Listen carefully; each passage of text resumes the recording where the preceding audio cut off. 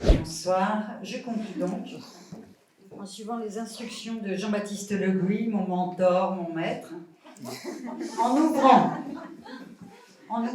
quelque chose. Alors, je propose qu'on adjoigne désormais à nos sujets d'étude l'économie, car le journal Le Figaro Économie, en date du 4 mars 2024, proposait un article faisant ce lien entre santé et économie. Ça s'appelait « Comment les nouveaux médicaments anti-obésité bouleversent la santé et l'économie », avec comme sous-titre « Ces traitements auront des effets sur l'industrie pharmaceutique, l'agroalimentaire et les comptes publics ». Or, il s'avère que les comptes publics intéressent aussi énormément le RPH, l'école de psychanalyse, et que nous travaillons à démontrer qu'une personne en psychanalyse, mais déjà en psychothérapie, tombe moins malade, prend moins de médicaments, a moins recours aux arrêts maladie. Le champ du désir inconscient fait place, petit à petit, au désir conscient, assumé et de belle tenue. Toutefois, avec les traitements anti-obésité, nous sommes un peu loin du champ du désir. Et des témoignages épars dans cet article, il ressort qu'il s'agit moins de l'assomption d'un désir que d'une jouissance, une ouverture. Ainsi est citée Oprah Winfrey, star de la télévision nord-américaine, qui déclarait en décembre 2023 au magazine People, je cite, « Dans ma vie, le fait qu'il existe une prescription médicalement approuvée pour gérer mon poids et rester en meilleure santé me semble être un soulagement, une rédemption, un cadeau. »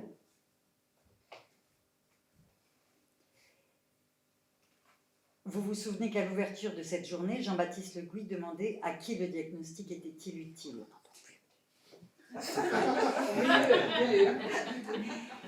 Donc ce matin, Jean-Baptiste Le Gouy, le fameux mentor, nous posait cette question, à qui le diagnostic est-il utile? Il semble, je pense qu'il serve de nombreux intérêts, pas seulement ceux des laboratoires, mais aussi ceux des Ponce Pilate, qui se lavent les mains du sang de ces justes, les êtres juste derrière les moins voraces, concernant les problèmes d'obésité. Or, en psychanalyse, nous œuvrons à déclouer les Jésus-Christ qui se présentent à nos cabinets. La psychanalyse ne vise ni l'organisme, ni la vie de l'être humain. La vie est une notion biologique. La psychanalyse est au-delà de la vie. Elle reconnaît la vie, bien sûr, puisqu'elle reconnaît que les êtres sont vivants, mais être vivant n'est pas suffisant. Parler n'est pas suffisant. L'être doit aller au-delà de ça et aller au-delà de la parole. C'est construire sa position de sujet au quotidien. Qui dit ça? Je vous le donne en mille, c'est Amorine. Et cette construction au quotidien de cette position de sujet amène les êtres, patients et psychanalysants, à délivrer et se délivrer des diagnostics. Ainsi, une psychanalysante énonçait en séance « L'endométriose, c'est la maladie d'être femme ». C'était son diagnostic à elle. Et j'allais dire, c'était sa gnose. Et la gnose, c'est ce à quoi nous, les psychanalystes, on a affaire. J'ai noté la citation, la définition de gnose, qui est quand même assez intéressante.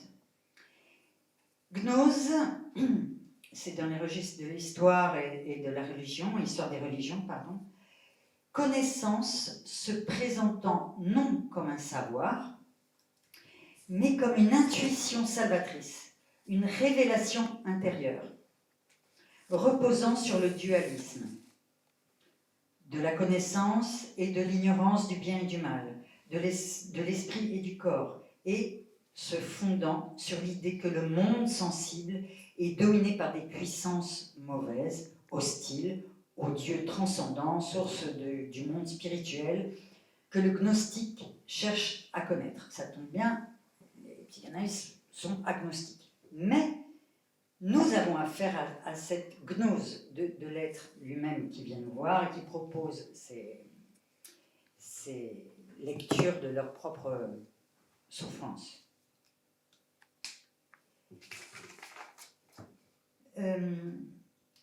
Au RPH, la maladie est considérée comme un appel. Dans le cas de cette jeune femme, l'endométriose l'appelle à savoir sur ce qui fait qu'elle ne s'aime pas.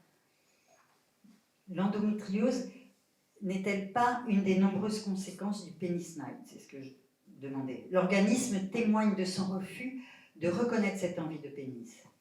Il lui faut à cette jeune femme se reconnaître comme envieuse pour ensuite reconnaître le génie de son sexe.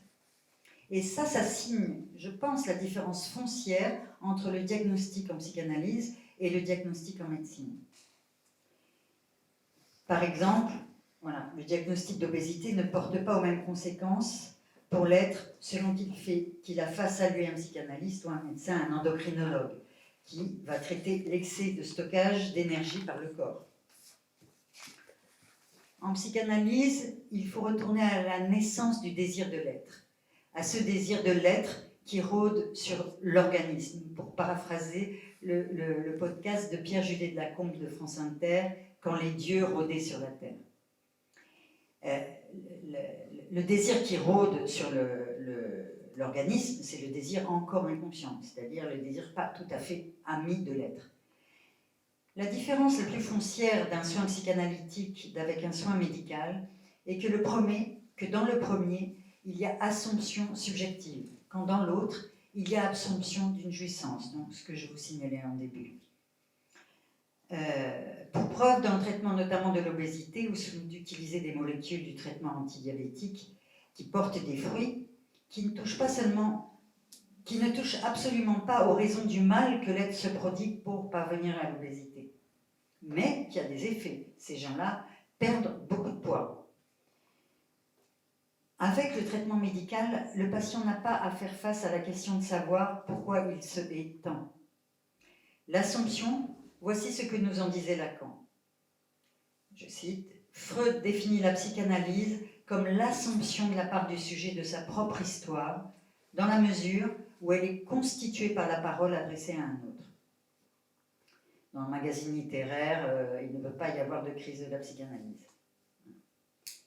Donc, je voulais ouvrir sur cette idée qu'il y a quand même une différence dans le diagnostic, dans ce que, par notre position, je rappelle quand même, à l'origine de la psychanalyse, c'est Amy qui dit à Freud « Laissez-moi tranquille, taisez-vous et laissez-moi parler », que le médecin qui n'a rien voulu entendre de ce que disait la jeune femme, c'est depuis que mon chien ou chat est mort que je fais mon cancer, mais pas du tout, c'est pas audible pour lui, et c'est normal, je dirais dans un certain sens.